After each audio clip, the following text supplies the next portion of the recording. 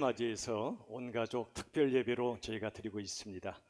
이 코로나 시대에 저희들 이 자리에서 현장 예배, 즉 오프라인 예배와 함께 우리 가정에서 온라인 예배로 드립니다만, 예배 후 장소가 오늘 다양할지라도 우리 하나님께 드리는 예배, 그 마음은 동일합니다.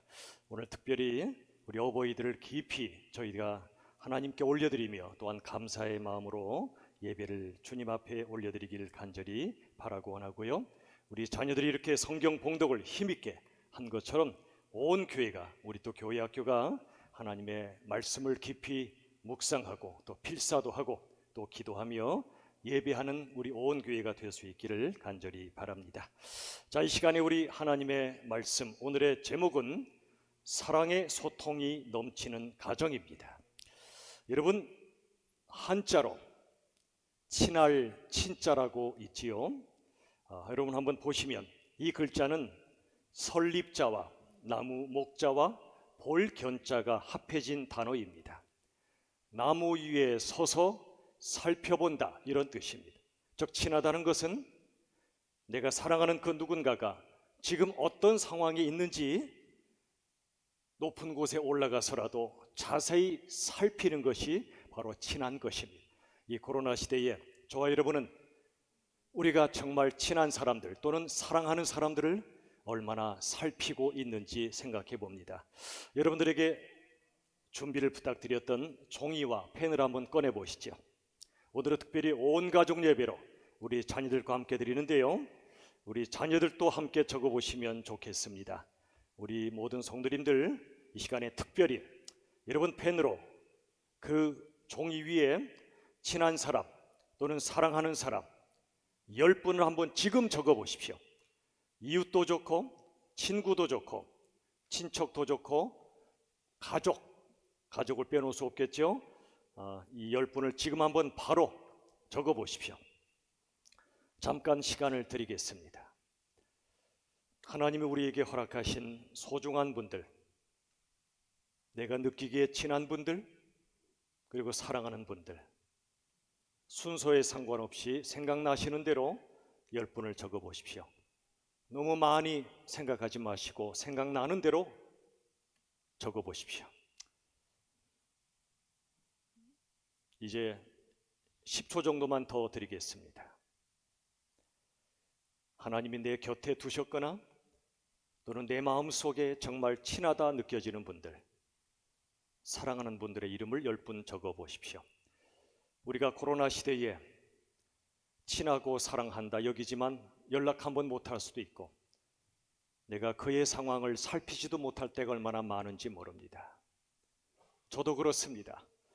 그러나 오늘 이 시간에 우리가 10분을 적어보면서 내가 이분들을 어떻게 살피고 섬겼는가도 생각해 보길 원합니다. 자, 여러분 이제 펜을 드셔서 10분 중에 비교적 덜 친한 분 2분 빨리 지우십시오. 다 친하지만 그래도 비교적 덜 친한 분 2분 빨리 지우십시오. 8분 남았죠? 자, 8분 중에 덜 친한 분 2분 또 지우세요. 6분 남을 겁니다. 자, 또 6분 중에 덜 친한 2분 또 지우세요. 4분 남을 겁니다. 자, 이제 고민의 순간이 시작됩니다. 제가 또 2분 더 지우라고 할 텐데요, 지우기가 어려울 겁니다. 아마도. 그래도 남은 4분 중에 그래도 덜 친한 2분 과감하게 지우십시오. 그래서 2분만 남기십시오. 왜 이렇게 하는지 여러분 아시겠습니까?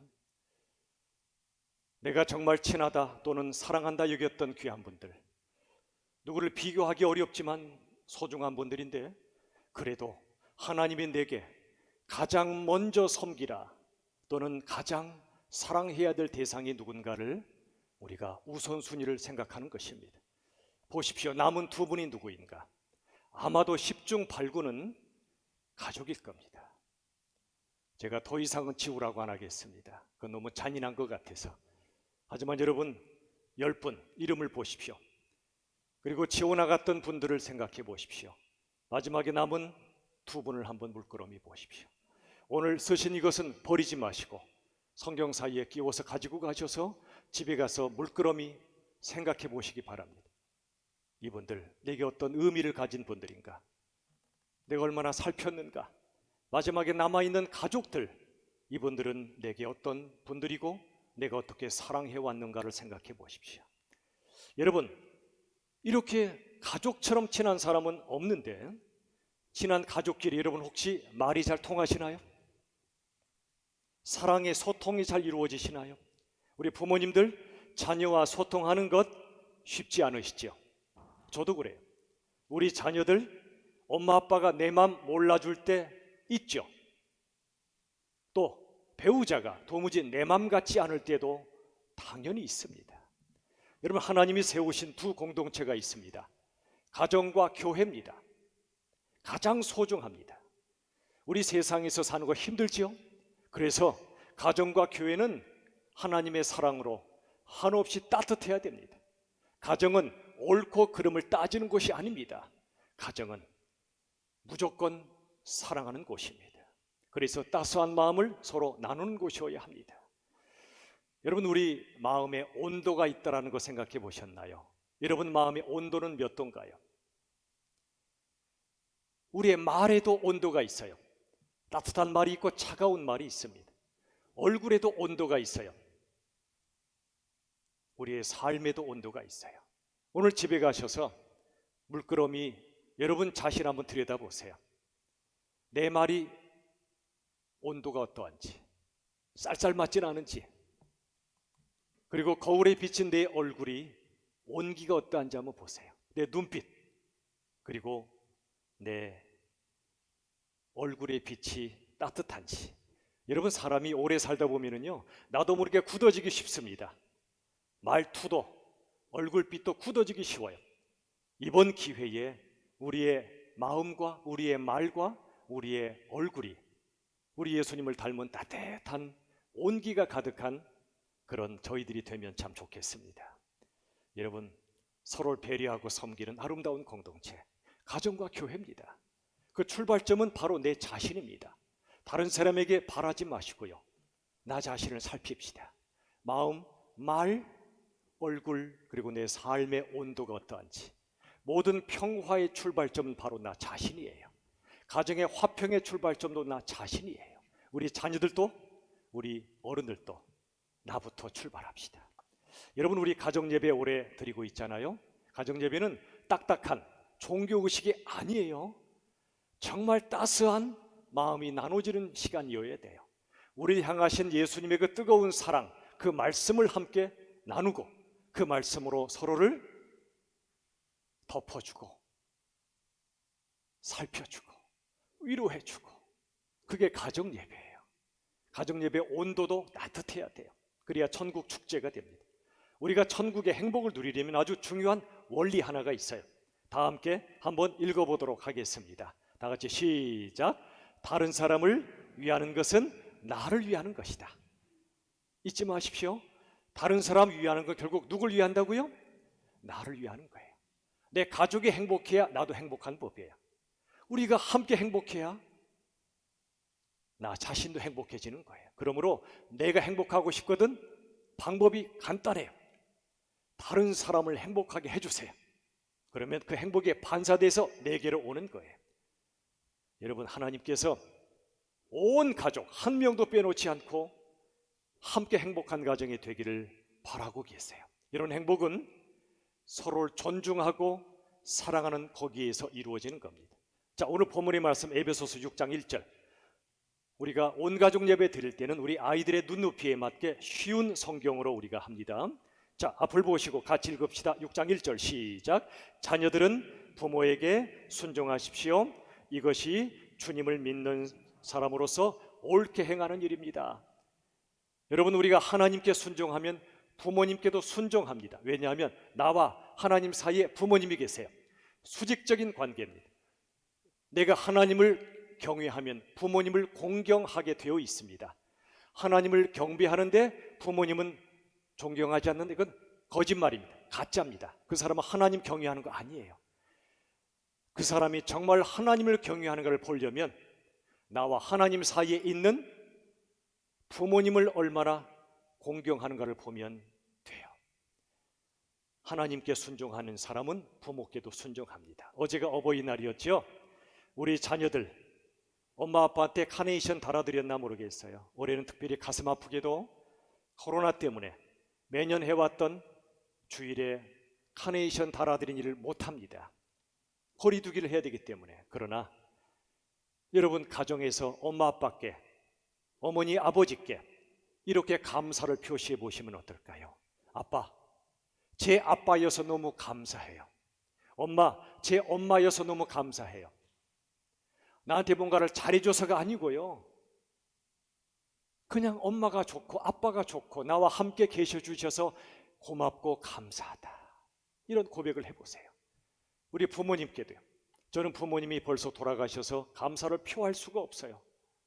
여러분 이 땅에 부모님이 살아계시다면 오늘 진정으로 감사를 표시하시면 어떨까요?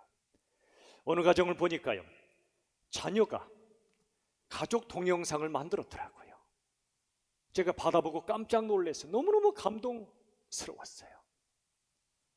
자녀가 청년인데요, 가족의 지나온 날의 사진을 잘 모으고 또 하나하나 글을 거기 써서 아름다운 가족 동영상을 만들었더라고요.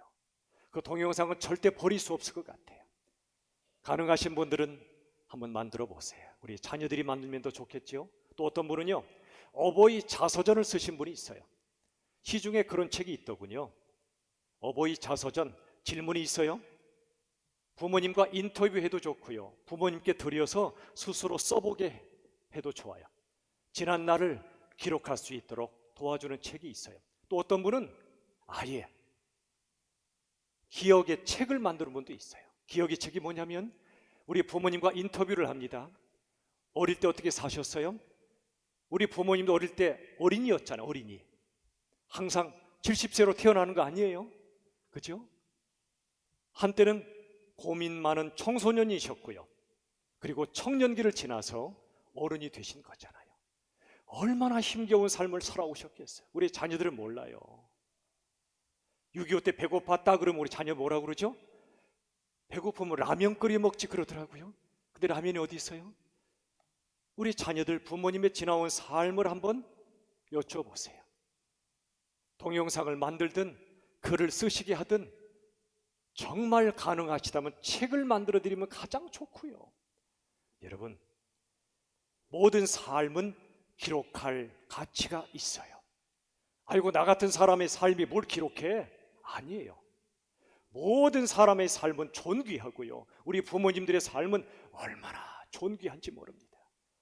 자녀들은 잘 몰라요. 그러므로 여쭤보세요. 인터뷰를 해서라도 부모님의 삶을 한번 들어주시고 기록해 주세요. 그리고 우리 부모님께 진정한 감사를 표하십시오. 이렇게 살아오셨군요. 부모님이 어떻게 살아오셨나를 제대로 알게 되면 아마도 눈물 흘리지 않을 자녀 아무도 없을 거예요. 아무도 없을 거예요. 우리 자녀들 오늘 한번 그렇게 효도해 봅시다. 아니, 평생 그렇게 한번 해봅시다. 자, 6장 4절 보세요. 오늘 본문 에베소 6장 4. 이번에는 부모님께 주시는 말씀이에요. 같이 읽어봅시다. 시작. 아버지는 자녀들의 마음을 상하게 하거나 화를 돋우지 말고 주님의 훈계와 가르침으로 잘 키우십시오. 여기 아버지라 되어 있지만 어머니를 포함합니다. 부모님은 자녀의 마음을 상하게 하시면 안 돼요. 자녀의 인격을 한없이 존중해 주라, 그 말이에요. 화를 돋우지 말라고 말씀하세요.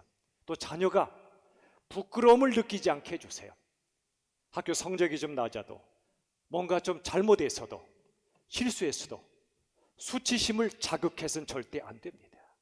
특별히 우리 부모님들, 자녀가 아무리 잘못했어도 절대로 고함치시면 안 됩니다. 고함치시는 것은요, 폭력이에요. 아무리 부모가 속상해도 고함 질러서는 안 돼요. 여러분, 실제 저도 해보니까요, 언제 효과가 더 크냐면 자식이 부족할 때 큰 소리 치는 건 효과 없어요. 그럼 자식이 억울하거든요. 설사 잘못했다고 해도 그 마음속에 생치기가 남아버립니다. 그런데요, 자녀가 좀 부족하고 잘못할 때 오히려 톤을 낮추십시오. 오히려 잔잔하게 말해주는 게 훨씬 더 효과가 있어요. 우리 지난주일에 이런 말씀 드렸죠. 자녀가 잘했을 때 칭찬하는 거 좋아요. 잘못할 때 꾸지람하는 것도 때로 필요해요. 그런데 칭찬과 꾸지람은 자녀의 행동을 보고 하는 겁니다. 그런데 그 너머에 뭐가 있다고 그랬죠? 자녀의 존재를 보십시오. 자녀의 존재에 대해서 감사를 표시해 주세요. 이런 겁니다. 얘야, 네가 내 아들이어서 정말 고맙다. 네가 내 딸이어서 정말 고맙다. 이건 잘잘못을 따지지 않고 그 존재 자체가 너무 사랑스럽고 고마운 거예요. 오늘 집에 가서 서로 해보세요. 자녀들은 엄마 아빠 또는 부모님께 감사합니다. 부모님들은 자녀에게 고맙다. 내 부모님이셔서 내 자녀여서. 그리고 주님의 훈계와 가르침으로 가르치라, 이 말씀은 뭐냐면 내 뜻으로 가르치지 말고 주님의 말씀으로 가르치라, 하나님의 말씀으로 가르치라는 뜻이에요.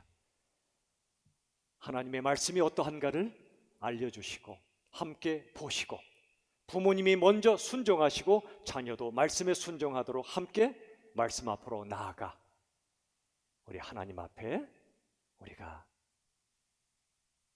그 말씀을 따라 사는 거예요. 여러분, 이렇게 키우잖아요. 우리 자녀들 내가 얼마나 소중한 존재인지를 알게 됩니다.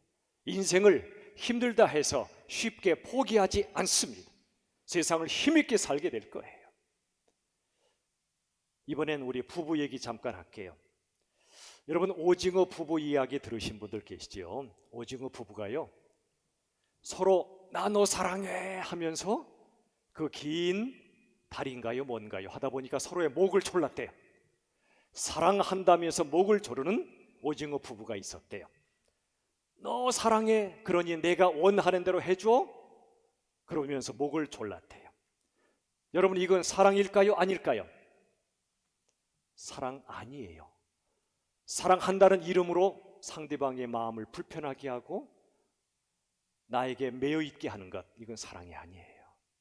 여러분, 이제 33절 보세요. 에베소서 5장 33절 하반절만 같이 읽겠습니다. 시작. 남편들은 아내를 제 몸같이 사랑하고 아내는 남편에게 순종하십시오. 보세요. 남편들이여, 아내를 제 몸같이 사랑하라. 여러분, 자기 몸 되게 아끼죠? 하루에 3번씩 내 몸속에 음식을 넣어주잖아요. 배고프면 계속 넣어주죠? 그리고 크림도 발라주고 밖에 나갈 때 선크림도 발라주고 내 몸 되게 아끼죠? 그런 것처럼 내 몸을 아끼듯이 아내를 아껴주라, 그런 뜻이에요. 또 반대로 아내여 남편에게 순종하라 그러니까 좀 기분 나쁜 분 계세요? 내가 왜 순종해야 돼? 그 순종의 뜻이 뭔지를 몰라서 그래요. 순종이 뭐냐면 예수님의 사랑으로 내 마음이 녹아져서 상대방을 기꺼이 기쁨으로 섬기는 것, 이게 순종이에요. 순종은 사랑의 가장 높은 단계예요. 근데 문제가 있어요. 하나님의 말씀인 줄 알겠는데 이렇게 하는 게 쉬워요 어려워요? 대답 좀 해보세요. 쉬워요 어려워요? 어렵죠. 우리의 사랑의 실력이 사실 별거 없어요. 저나 여러분이나 예수님이 내 안에 들어오셔서 그 사랑으로 우리가 사랑할 수 있을 뿐이에요. 자, 여러분에게 또 하나 물을게요. 여러분, 마음에 상처받을 때 있죠? 누구에게 받아요? 먼 데 있는 사람에게 받아요? 가까운 데 있는 사람에게 더 받아요? 누구요? 대개가 가까운 사람에게 받죠. 운전하다가 가끔 빵빵대고 서로 싸울 때도 있죠. 그래봤자 상처 안 받아요. 그 사람 어차피 다시 안 볼 사람이니까. 근데 같이 사는 사람, 엄마 아빠 부부, 또 우리 교회에서 만나는 분들, 가깝다 보니까 모든 꼴을 다 보잖아요. 부족함도 보잖아요. 그러다 보니 상처를 많이 받는 게 가까운 사람한테 그래. 그래서 여러분, 가깝다고 해서 함부로 말하면 안 돼요. 가까울수록 더 말 조심해야 돼요. 가까울수록 더 존중하며 조심해서 말을 해야 돼. 그래야 상처가 안 생겨요. 여러분, 그러므로 이렇게 생각합시다. 나부터, 나와 가장 가까운 사람에게 지극히 말을 조심하자, 가려서 하자, 존중하며 하자. 상대방이 내 마음 알아주겠지? 천만에 절대 못 알아줘요. 내가 이 말에도 상처 안 받겠지? 아니에요. 다 받아요, 다 받아요. 그게 쌓이고 쌓여서 나중엔 돌이킬 수 없는 경우가 너무나 많아요. 그러므로 우리 입장에선 나부터 가까운 사람에게 절대로 상처 주지 말자. 말 한마디라도 함부로 하면 안 돼요. 반대로 가까운 사람이 내게 말로 상처 줄 때 어떻게 해야 될까요? 그때는요, 아, 요즘 많이 힘든가 보다 생각하세요. 우리 자녀가 학교 갔다 왔어요? 엄마! 소리 지르더니 왜 그랬대요? 말하기 싫어! 그래 놓고 문 쾅 닫고 방으로 들어갔어요. 그때 우리 부모들 뭐라고 그래요? 저 싸가지 하고는 혹시 그런 분 없어요? 저 누구 자식이야 도대체? 이런 분 없어요? 방문 두드리면 너 나와! 너 그따위 짓 하면 안 되잖아! 그런 분 없어요? 그런 때는 뭐라고 하라고요? 뭐라고 생각하라고요? 아, 오늘 뭔가 힘든 일이 있었나 보다. 남편도 아내도 마찬가지예요. 이걸 거꾸로 적용하시면 안 돼요. 모든 평화는 나로부터 출발하는 거예요. 나부터 상대방을 향하여 함부로 말하면 안 되고요. 반대로 상대방이 나한테 상처 주는 말을 할 때는 너 왜 그래? 그러지 마시고요. 요즘 많이 힘든가 보다. 그리고 기도해 주시고 조용히 기다려 주세요. 그 사람이 스스로 말할 때까지 말이지요. 그 다음에 들어주세요. 아, 그런 일이 있었구나. 여러분, 우리는 가까운 사람과 지지고 볶으며 살죠. 미운정 고운정 쌓이죠. 그게 실은 사랑이고요, 사랑에 성숙해가는 과정이에요. 여러분, 사랑한다는 건 한없이 존중하는 겁니다. 사랑의 출발점도 존중이고요, 사랑의 종착역도 존중해요. 제가 한 가지 저를 포함해서 참 아이러니컬한 게 있어요. 뭐냐면 다들이요, 내 말을 존중받기 바라요. 누가 내 말을 존중하지 않듯하면 속상해요. 상처도 받아요. 근데 놀라운 건 뭔지 아세요? 나는 상대방의 말을 별로 존중 안 하거든요. 그리고 나의 말 때문에 또는 내가 상대방을 존중하지 않은 것 때문에 상대방이 상처받는 건 잘 몰라요. 그래 놓고 나를 존중해 주지 않았다고 그리고 상처받거나 싸워요. 거의 다 그래요. 거의 다 그래요. 사람이라 그래요. 다 그래요. 그러므로 성숙한 하나님의 사람 어떻게 해야 될까요? 모든 평화는 누구로부터 출발한다고요?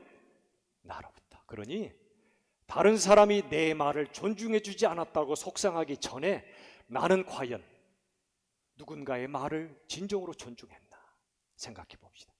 그 사람이 그 말 꺼낼 때는요, 많이 생각하고 한 말일 수 있어요.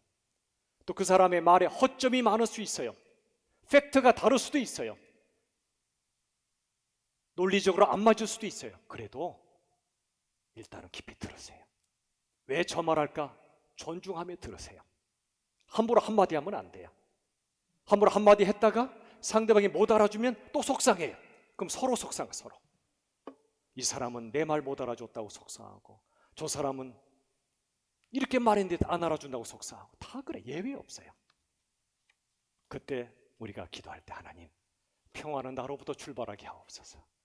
저 사람 때문에 내가 존중받지 못했다고 상처받기보다 그 이전에 내가 저 사람 말을 존중하지 못해서 죄송합니다. 이게 성숙이지요. 사랑은 시작부터 끝까지 존중입니다. 가까운 사람일수록. 여러분, 근데 이런 분들이 있어요. 교회나 세상이나 비슷한데요, 다른 사람을 잘 존중 못하는 분들이 있을 수 있어요. 그분들은 거의 예외 없이 어릴 적부터 누군가로부터 존중받아본 경험이 없는 분들이세요. 내가 얼마나 소중한지를 모르니까 다른 사람도 소중히 여기지 못할 때가 많아요. 여러분, 자녀들에게 무한한 사랑을 부어주는 이유가 뭐냐면 자녀의 마음속에 내가 소중한 사람임을 깨우쳐주는 거예요. 아까도 우리 찬양하셨잖아요. 당신은 사랑받기 위해 태어난 사람이라고. 채워져야 될 사랑의 용량이 있어요. 그게 안 채워지면 평생 힘들게 살아요. 사춘기는 여러분 비정상이 아니라 정상입니다. 사춘기는요, 애가 어른이 되는 과정이라 그 모습이 정상이에요. 몸부림치는 거예요. 자기도 어떻게 안 돼요. 그러니 그때 너 왜 그래? 그러시면 안 돼. 그게 정상입니다. 사춘기 때 그 사랑이 안 채워지면 나중에 5춘기, 6춘기 때 골치 아파져요. 나중에 터져요. 사춘기는 뭐냐면 채워질 사랑 좀 채워달라는 아우성입니다. 아우성. 그때는 채워주세요. 옳고 그름 너무 따지지 마세요. 그 율법이 율법주의입니다. 그때는 채워주세요. 여러분, 이 사람이 이렇게 행동하고 말하는 건 채워달라는 뜻이구나. 또는 뭔가 힘든 일이 있구나. 여러분, 우리가요 참 힘들 때가 언제죠? 누군가의 말과 행동이 도무지 이해가 안 될 때죠. 이해가 안 될 때가 있어요. 아마 여러분도 제 말 행동이 이해 안 될 때가 있으실 거요. 서로 그래요. 그런데 그때는요, 들어주세요. 들어주세요. 입을 멈추고 귀를 열어 들어주세요. 그러면 그 사람 이해할 수 있어요. 그 사람이 살아왔던 길을 좀 들어주시고요. 지금 상황도 좀 들어주세요. 그러면 그래서 그랬구나 이해하게 돼요. 누구나 실수해요. 저도 실수 얼마나 많은지 몰라요. 진짜로 지난 한 주간 돌아보면 정말 실수가 많았어요. 카톡을 보내도 실수하고요. 아이고, 얼마나 부끄럽고 죄송한지 몰라요. 그런데 여러분, 기억합시다. 누구나 실수하는데 실수 다음에 반응이 중요해요. 실수했을 때 나 안 그랬어 이러지 마십시오. 또는 나 그런 뜻이 아니었거든 이렇게도 말하지 마세요. 그건 변명입니다. 이렇게 얘기하세요. 제가 실수했습니다. 죄송합니다. 정말 미안합니다. 그리고 저 때문에, 제 실수 때문에 힘드셨죠? 죄송합니다. 인정하고 사과하면 돼요. 또 반대로 다른 사람이 실수했을 땐 어떻게 이럴 수 있지? 부들부들 떠시면 몸에 경련이 일어나요. 그러지 마시고요, 저를 따라합시다. 그럴 수도 있지. 크게 그럴 수도 있지. 또는 상대방한테는 그럴 수도 있어 라고 말해주세요. 여러분, 이해해주고 위로해 줘야 돼요. 여러분, 사랑한다는 건 서로의 부족을 채워주는 거지요. 고통을 함께 나누는 거지요. 어떤 결혼식이 있었어요. 신랑 입장하니까 빰빰빰빰 들어왔어요. 신부 입장하니까 신부가 아빠 손잡고 들어왔는데 신부가 꽈당 넘어져 버렸어요. 잘 보니까요, 신부는 다리를, 저는 지체 장인이었던 거예요. 근데 그 순간 신랑이 달려오는 거예요. 달려와서 신부를 일으킵니다. 팔짱을 다 끼고 주례를 향해 걸어갔습니다. 그리고 잘 보니까요, 놀라운 일이 벌어졌어요. 신랑이 신부의 웨딩드레스 아래로 자기의 발 하늘을 쓱 들이밀었어요. 그랬더니 신부가 불편한 다리를 신랑의 그 다리 위로, 그 팔 위로 살포시 얹었어요. 그리고 두 사람이 싹 쳐다보더니 아무도 알 수 없는 둘만의 미소로 서로를 바라봤어요. 신혼여행을 다녀왔어요. 신부가 결혼 앨범을 보는데 메모 한 장이 툭 떨어져요. 신랑의 고백이 적혀 있었어요. 저는 평생토록 당신의 한쪽 다리가 되겠습니다. 아니면 당신처럼 내 한쪽 다리를 절게 해달라고 기도하겠습니다. 어느 가정에서 깨진 화분인지 모르고 옮기다가 왼쪽 엄지손가락을 다쳤어요. 그러자 온 가족이 달려왔어요. 깨진 거 몰랐어! 소리친 사람 아무도 없었어요. 연고를 발라주고 밴드를 2개나 붙여주고 왼손 심장보다 높이 드세요 하면서 피가 빨리 멎도록 도와줬어요. 또 어느 가정은 아내가 남편이 이렇게 말했어요. 여보, 오늘 당신이 여자 한 분 꼭 만나주세요. 누구? 그랬더니 당신의 어머니요.